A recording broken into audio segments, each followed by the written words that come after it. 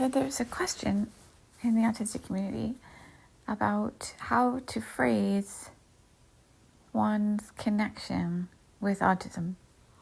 That is to say, do you categorize yourself as a person with autism, or do you say, I am autistic, or I have autism? And my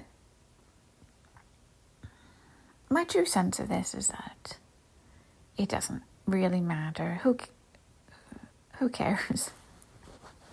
I find that to be just so mind-blowingly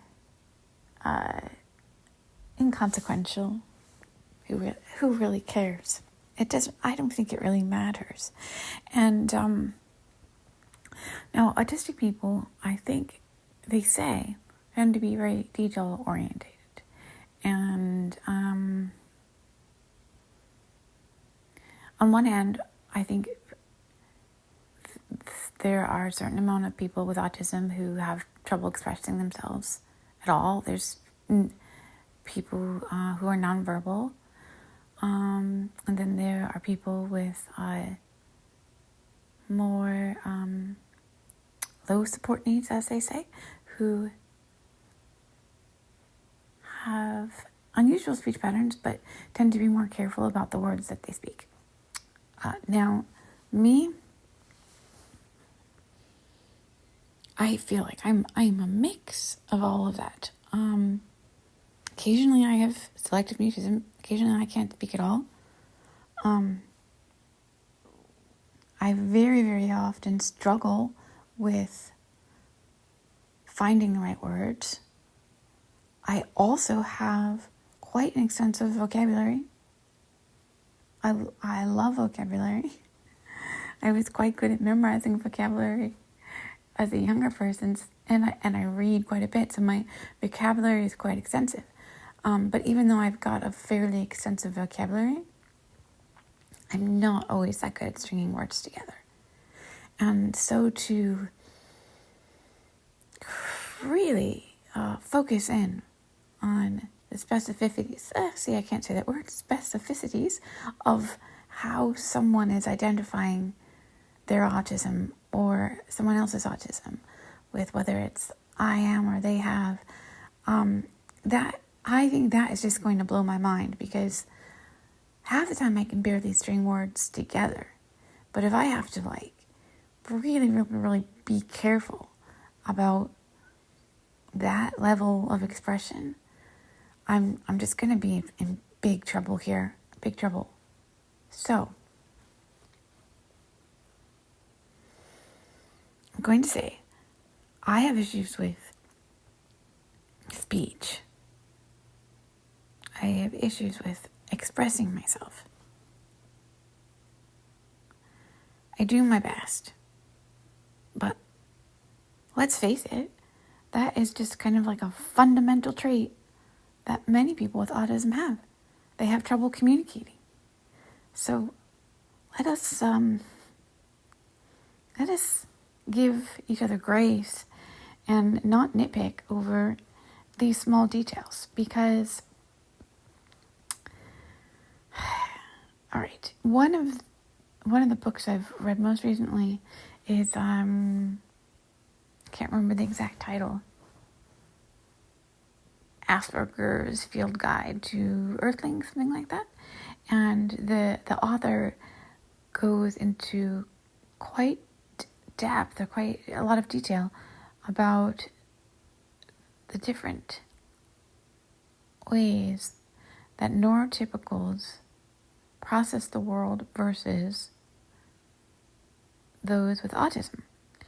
So, I believe her theory, or his theory, is that neurotypical people have a much deeper connection between structures of reality and language.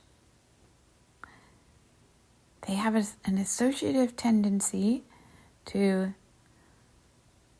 associate language with meaning and their worldview. That language greatly informs their sense of reality. And because language is so socially constructed that their sense of the world is really derived from these culturally infused linguistic symbols. And autistic people, on the other hand,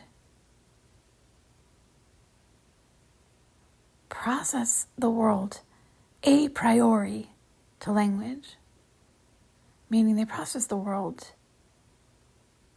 directly without the use of language. It's a much more sense-driven process. So they're taking in the world through their senses: sight, sound, feeling, smells, hearing, all of it.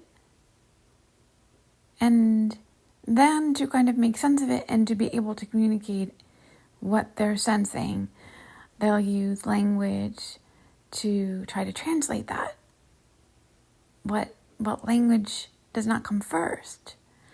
And because autistic people are not so caught up in these in the culturally infused symbols of language, we're much less prone to groupthink and herd mind, because we're just not as influenced by cultural symbols. We're much more influenced by what we're taking in through our senses. So in any case, I just think maybe we should just give each other a break on this. If language and communication is a problem for autistic people, I do think we have to be a little less politically correct and a little less mindful about these different nuances, because I think we're just going to get just caught up in the minutiae of it, which is not necessarily natural for all people with autism.